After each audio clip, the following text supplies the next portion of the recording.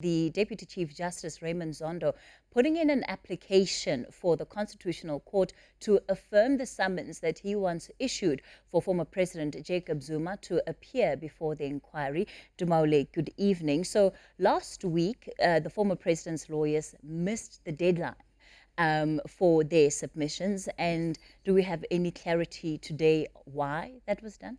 We don't have any clarity why that was done. The only thing we got today was a statement released by former President Jacob Zuma's legal team saying that he will not be participating in those particular proceedings, that he has no interest in participating in them. So not necessarily giving an indication as to why he has missed his deadline, but when one looks at it again, this is another deadline that has been missed when it comes to the former President Jacob Zuma and his engagement or participation or his relationship with the Commission of Inquiry into state capture. We know that on numerous occasions, in fact, in the last appearance, it was mentioned by the evidence leader that the former president has on numerous occasions missed several deadlines that he was meant to, in terms of submitting affidavits, in terms of giving his side of the story, in terms of participating with the Commission of Inquiry. So there goes another one.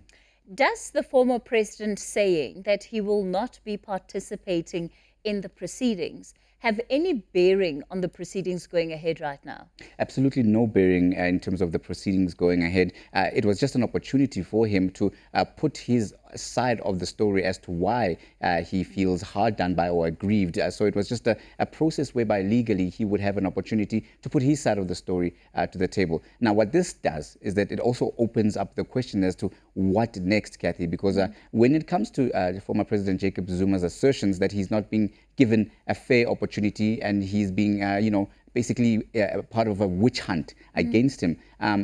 Whether this will feed into that will be the question that remains, because at every opportunity that he has been given an option of putting his side and submitting affidavits and basically participating with this process of state capture, he has failed to do so. Tumaole, let's remind ourselves again of how we even ended up here in the first place.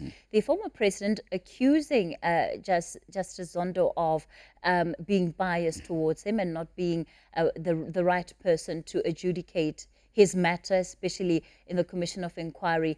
One would think that the Constitutional Court may have well provided an opportunity for him to also air whatever issues he felt have been adversely dealt with at the inquiry, to perhaps get insight of the Constitutional Court judges. Absolutely, and this would have been the opportunity for him to put those particular issues before the Constitutional Court to be tested, to test the veracity of this claim. We do know that Advocate Sikhakhane, when Jacob Zuma did appear before the Commission of Inquiry, did also paint a picture of the former president being afraid by the Commission of Inquiry in terms of how it is handled, saying that he feared that the platform and that at every turn his name was the one that was being mentioned as being the driver of state capture.